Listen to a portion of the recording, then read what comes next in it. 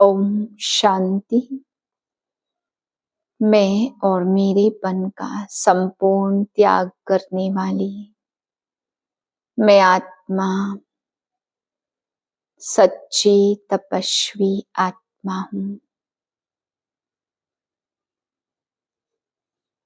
मैं आत्मा शांत स्वरूप हूँ।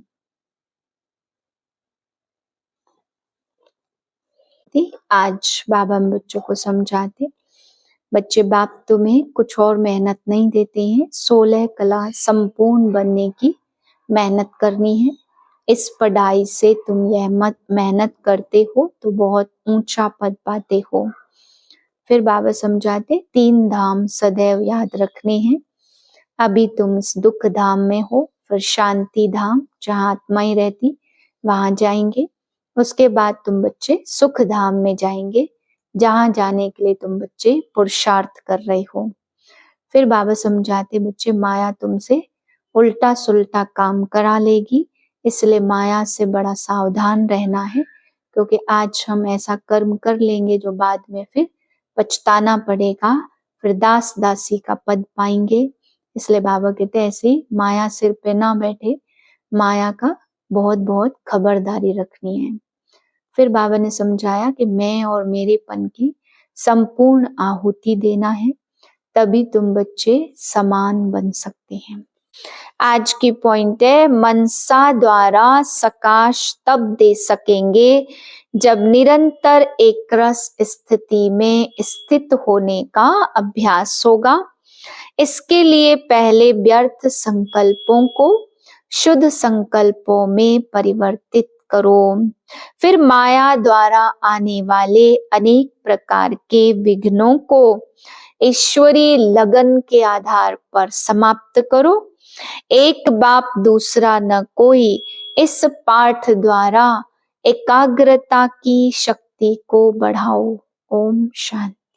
27/1/2025 के महावाक्य हैं। मीठे बच्चे, तुम्हारी जब कर्मातीत अवस्था होगी तब विष्णुपुरी में जाएंगे। पास भी डॉनर होने वाले बच्चे ही कर्मातीत बनते हैं। प्रश्न है, तुम बच्चों पर दोनों बाप कौन सी मेहनत करते हैं? उत्तर है, बच्चे स्वर्ग के लायक बने, सर्वगुण संपन्न 16 कला संपूर्ण बनाने की मेहनत बाप दादा दोनों करते हैं। यह जैसे तुम्हें डबल इंजन मिली है, ऐसी वंडरफुल पढ़ाई पढ़ाते जिससे तुम 21 जन्म की बादशाही पा लेते हो। गीत है, बचपन के दिन भुला न देना। ओम शांति। मीठे मीठे सिकिलदे बच्चों ने गीत सुना। ड्रामा प्लान अनुसार ऐसे ऐसे गीत सेलेक्ट किए हुए हैं। मनुष्य चक्रित होते हैं, यह क्या नाटक के रिकॉर्ड पर वाणी चलाते हैं। यह फिर किस प्रकार का ज्ञान है? शास्त्र वेद उपनिषद आदि सब छोड़ दिए, अब रिकॉर्ड के ऊपर वाणी चलती है। यह भी तुम बच्चों की बुद्धि में है कि हम बेहद के बाप के बने हैं, जिससे अतीन्द्रिय सुख मिलता है। ऐसे बाप को भूलना नहीं है। बाप की याद से ही जन्म जन्मांतर के पाप दग्ध होते हैं।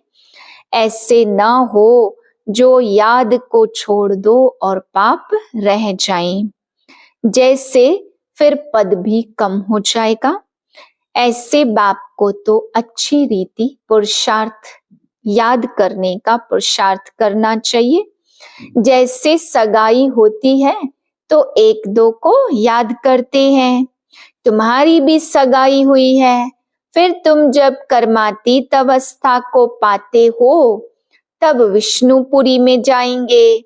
अभी शिव बाबा भी है, प्रजापिता ब्रह्मा भी है। 2 इंजन मिली है, एक निराकारी दूसरी साकारी। दोनों ही मेहनत करते बच्चे स्वर्ग के लायक बन जाएं। सर्वगुण संपन्न 16 कला संपूर्ण बनना है। यहाँ इम्तिहान पास करना है, यह बातें कोई भी शास्त्रों में नहीं है। यह पढ़ाई बड़ी वंडरफुल है, भविष्य 21 जन्मों के लिए, और पढ़ाई होती मृत्यु लोक के लिए, और यह पढ़ाई होती अमर लोक के लिए। उसके लिए पढ़ना तो यहाँ है ना। जब तक आत्मा पवित्र न बने तब तक सतयुग में जा न सके। उसके लिए पढ़ना ही पड़े, इसलिए बाप संगम पर आते हैं। इसे कल्याणकारी पुरुषोत्तम युग कहा जाता।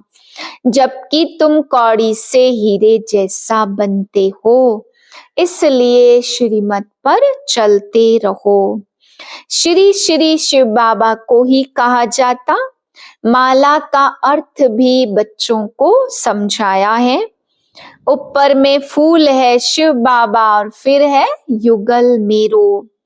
प्रवृत्ति मार्ग है ना, फिर है दाने तो विजय पाने वाले हैं। उनकी ही रुद्र माला फिर विष्णु की माला बनती है। इस माला का अर्थ कोई भी नहीं जानते। बाप बैठ समझाते, तुम बच्चों को कौड़ी से हीरे जैसा बनाना है। 63 जन्म तुम याद करते आए हो। तुम अब आशिक हो एक माशुक के। सब भक्त हैं एक भगवान के। पतियों का पति और बापों का बाप वह एक ही है। तुम बच्चों को राजाओं का राजा बनाते हैं, खुद नहीं बनते। बाप बार बार समझाते, बाप की याद से ही तुम्हारे जन्म जन्मांतर के पाप भस्म होंगे। साधु संत तो कह देते आत्मा निर्लेप है। बाप समझाते, संस्कार अच्छे व बुरे आत्मा ही लेकर जाती।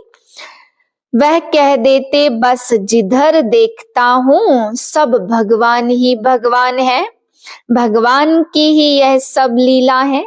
बिल्कुल ही वाम मार्ग में गंदे बन जाते हैं। ऐसे ऐसे की मत पर भी लाखों मनुष्य चल पड़ते हैं।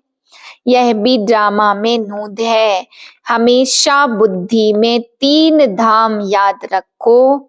शांति धाम जहाँ आत्माएं रहती हैं, सुख धाम जहाँ के लिए तुम पुरुषार्थ कर रहे हो, दुख धाम शुरू होता आधा कल्प के बाद। भगवान को कहा जाता हेविनली गॉड फादर। वह कोई हेल स्थापन नहीं करते हैं। बाप कहते, मैं तो सुख धाम ही स्थापन करता हूँ, बाकी यह हार और जीत का खेल है। तुम बच्चे श्रीमत पर चलकर अभी माया रूपी रावण पर जीत पाते हो। फिर आधा कल्प के बाद रावण राज्य शुरू होता। तुम बच्चे अभी युद्ध के मैदान पर हो। यह बुद्धि में धारण करना है और फिर दूसरों को समझाना है। अंधों की लाठी बन घर का रास्ता बताना है, क्योंकि सब उस घर को भूल गए हैं। कहते भी हैं यह एक नाटक है, परंतु इसकी आयु लाखों हजारों वर्ष कह देते। बाप समझाते, रावण ने तुमको कितना अंधा नैनहीन बना दिया है। अभी बाप सब बातें समझा रहे हैं, तो बाप को ही नॉलेजफुल कहा जाता। इसका अर्थ यह नहीं है कि हर एक के अंदर को जानने वाले हैं। वह तो रिद्धि सिद्धि वाले सीखते हैं, जो तुम्हारे अंदर की बातें सुना लेते हैं। नॉलेजफुल का अर्थ यह नहीं है, यह तो बाप की ही महिमा है। वह ज्ञान का सागर है, आनंद का सागर है। वह रूहानी बाप है। मनुष्य तो कह देते वह अंतर्यामी है। अभी तुम बच्चे समझते हो, वह तो टीचर है और पढ़ाते हैं। वह रूहानी बाप भी है तो रूहानी सतगुरु भी है। वह जिस्मानी टीचर गुरु होते हैं, सो भी अलग अलग होते, तीनों तो एक हो न सके। करके कोई कोई बाप टीचर भी होता, गुरु तो हो न सके, वह तो फिर भी मनुष्य है। कहते हैं परमात्मा ने अर्जुन को साक्षात्कार कराया तो उसने कहा बस करो प्रभु, अब इतना तेज हमसे सहन नहीं होता। यह तो सब सुना है तो समझते हैं परमात्मा तेजोमय है। आगे बाबा के पास आते थे तो साक्षात्कार में चले जाते थे, कहते थे बस करो बहुत तेज है, हम सहन नहीं कर सकते। जो सुना हुआ है वही बुद्धि में भावना बैठी हुई है। बाप कहते जो जिस भावना से याद करते हैं मैं उनकी वही भावना पूरी कर सकता हूँ। कोई गणेश का पुजारी होगा तो मैं उनको गणेश का साक्षात्कार कराऊंगा। साक्षात्कार होने से समझते बस मुक्ति धाम में पहुंच गए, परंतु नहीं, मुक्ति धाम में तो कोई जा न सके। नारद का भी मिसाल है ना, वह शिरोमणि भक्त गाया हुआ है। उनसे पूछा हम लक्ष्मी को वर सकते हैं, तो कहा अपनी शक्ल तो देखो। भक्त माला भी होती, फीमेल्स में मीरा और मेल्स में नारद मुख्य गाए हुए हैं। फिर यहाँ ज्ञान में मुख्य शिरोमणि है सरस्वती। नंबरवार तो होते हैं ना, तो बाप समझाते माया से बड़ा खबरदार रहना है। माया ऐसा उल्टा काम करा लेगी, फिर अंत में बहुत रोना पछताना पड़ेगा। भगवान आया और हम वर्षा ले न सके, फिर प्रजा में भी दास दासी जाकर बनेंगे। पीछे पढ़ाई तो पूरी हो जाती, फिर बहुत पछताना पड़ता है। इसलिए बाप पहले से ही समझा देते कि फिर पछताना न पड़े। जितना बाप को याद करेंगे तो योग अग्नि से पाप भस्म होंगे। आत्मा सतो प्रधान थी, फिर उसमें खाद पड़ते पड़ते तमो प्रधान बनी है। गोल्डन, सिल्वर, कॉपर, आयरन नाम भी है। अभी आयरन एज से फिर तुमको गोल्डन एज में जाना है। पवित्र बनने बिगर आत्माएं जा न सके।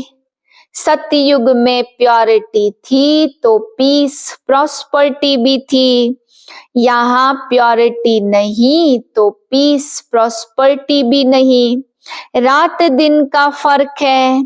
तो बाप समझाते यह बचपन के दिन भूल न जाना। बाप ने एडॉप्ट किया है ना, ब्रह्मा द्वारा एडॉप्ट करते हैं, यह एडॉप्शन है। स्त्री को एडॉप्ट किया जाता, बाकी बच्चों को फिर क्रिएट किया। स्त्री को रचना नहीं कहेंगे। यह बाप भी एडॉप्ट करते कि तुम हमारे वही बच्चे हो जिनको कल्प पहले एडॉप्ट किया था। एडॉप्टेड बच्चों को ही बाप से वर्षा मिलता है। ऊंचते ऊंच बाप से ऊंचते ऊंच वर्षा मिलता। वह है ही भगवान। फिर सेकंड नंबर में है लक्ष्मी नारायण, सतयुग के मालिक। अभी तुम सतयुग के मालिक बन रहे हो, अभी संपूर्ण तो बने नहीं हो, बन रहे हो। पावन बनकर पावन बनाना, यही सच्ची रूहानी सेवा है। तुम अभी रूहानी सेवा करते हो, इसलिए तुम बहुत ऊंचे हो। शिव बाबा पतितों को पावन बनाते, तुम भी पावन बनाते हो। तो रावण ने तुमको कितना तुच्छ बुद्धि बना दिया। अभी बाप फिर लायक बनाए विश्व का मालिक बनाते। ऐसे बाप को फिर पत्थर ठिक्कर में कैसे कह सकते हैं। बाप कहते बच्चे यह खेल बना हुआ है, कल्प बाद फिर ऐसा ही होगा। अब ड्रामा प्लान अनुसार मैं आया हूं तुमको समझाने, इसमें जरा भी फर्क नहीं पड़ सकता। बाप एक सेकंड की देरी नहीं कर सकते। जैसे बाबा का रीइंकॉर्नेशन होता वैसे तुम बच्चों का भी रीइंकॉर्नेशन होता। तुम अवतरित हो, आत्मा यहाँ आकर फिर साकार में पार्ट बजाती, तो इसको कहा जाता अवतरण। ऊपर से नीचे आया पार्ट बजाने, बाप भी दिव्य तो जन्म भी अलौकिक। बाप खुद कहते मुझे प्रकृति का आधार लेना पड़ता। मैं इस तन में प्रवेश करता हूँ, यह मेरा मुकर्रर तन है। यह बहुत बड़ा वंडरफुल खेल है। इस नाटक में हर एक का पार्ट नूंधा हुआ है, जो बजाते ही रहते। 21 जन्मों का पार्ट फिर ऐसे ही बजाएंगे। तुमको क्लियर नॉलेज मिली है, सो भी नंबरवार पुरुषार्थ अनुसार। महारथियों की बाबा महिमा तो करते हैं ना। यह जो दिखाते पांडव और कौरवों की युद्ध हुई, यह सब है बनावटी बातें। अभी तुम समझते हो वह है जिस्मानी डबल अहिंसक, और तुम हो रूहानी डबल अहिंसक। बादशाही लेने के लिए देखो तुम बैठे कैसे हो। जानते हो बाप की याद से विकर्म विनाश होंगे। यही फुरना लगा हुआ है, मेहनत सारी याद करने में ही है। इसलिए भारत का प्राचीन योग गाया हुआ है। वह बाहर वाले तो भारत का प्राचीन योग सीखना चाहते हैं। तुम जानते हो अभी तो खूने नाहिक खेल होना है। यह भी एक खेल दिखाते तो बेहद की बात है ना। कितने खून होंगे, नेचुरल कैलेमिटीज होगी, सबका मौत होगा। इसको खूने नाहिक खेल कहा जाता। तुम हो शिव शक्तियां, इसको देखने में बड़ी हिम्मत चाहिए। डरपोक तो झट बेहोश हो जाएंगे, इसमें निडरपना बहुत चाहिए। शिव बाबा सर्वशक्तिमान है, हम उनसे शक्ति लेते हैं। पतित से पावन बनने की युक्ति बाप बताते। बाप बिल्कुल सिंपल राय देते, बच्चे तुम सतो प्रधान थे, अभी सतो प्रधान बनना है। अब बाप कहते मुझे याद करो, तो तुम पतित से पावन सतो प्रधान बन जाएंगे। सब अच्छी रीति समझाया हुआ है। जो समझते हैं उनको यह ख्याल रहेगा कि यह रूहानी नॉलेज कैसे सबको मिलनी चाहिए। हमारे पास धन है तो क्यों नहीं सेंटर्स खोले। बाप कहते अच्छा किराए पर ही मकान ले लो, इसमें हॉस्पिटल कम यूनिवर्सिटी खोल दो। योग से है मुक्ति और ज्ञान से है जीवन मुक्ति। 2 वर्षे मिलते, इसमें सिर्फ 3 पैर पृथ्वी के चाहिए और कुछ नहीं। गॉड फादरली यूनिवर्सिटी खोलो। विश्वविद्यालय व यूनिवर्सिटी बात एक ही है। यह मनुष्य से देवता बनने की कितनी बड़ी यूनिवर्सिटी है। कितने ढेर मनुष्य अमरनाथ पर जाते, यह है सच्ची सच्ची अमर कथा। सिर्फ एक पार्वती को थोड़े अमर कथा सुनाई, कितने ढेर को सुनाते हैं। फिर सबको समझाना है, जाकर रिफ्रेश करना, सेंटर खोलना है। बाप कहते सिर्फ 3 पैर पृथ्वी लेकर हॉस्पिटल कम यूनिवर्सिटी खोलते जाओ तो सबको हेल्थ, वेल्थ, हैप्पीनेस सेकंड में मिलती जाएगी, बहुतों का कल्याण होगा, इसमें खर्चा तो कुछ भी नहीं है। बच्चा जन्मा और वारिश बना, परंतु सारा मदार पुरुषार्थ पर है। अच्छा, मीठे मीठे सिकिले दे बच्चों प्रति माता पिता बाप दादा का याद प्यार, गुड मॉर्निंग। रूहानी बाप की रूहानी बच्चों को नमस्ते। हम रूहानी बच्चों की रूहानी बाप को नमस्ते। धारणा के लिए पहले पॉइंट, अंतिम खूने नाहक सीन देखने के लिए बहुत बहुत निर्भय शिव शक्ति बनना है। सर्वशक्तिमान बाप की याद से शक्ति मिलती है।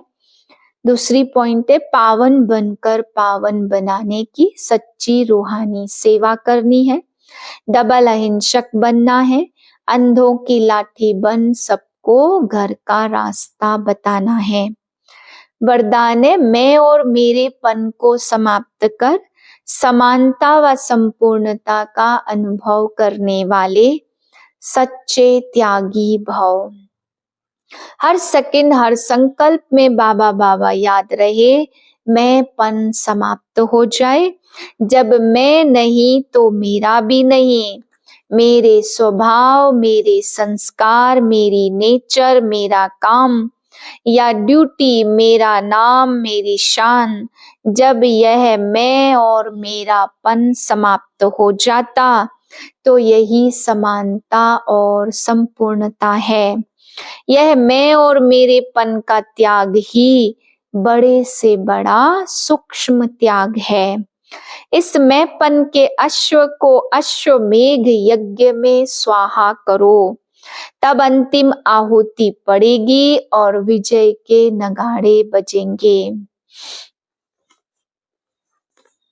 स्लोगन है, हां जी कर सहयोग का हाथ बढ़ाना, अर्थात दुआओं की मालाएं पहनना।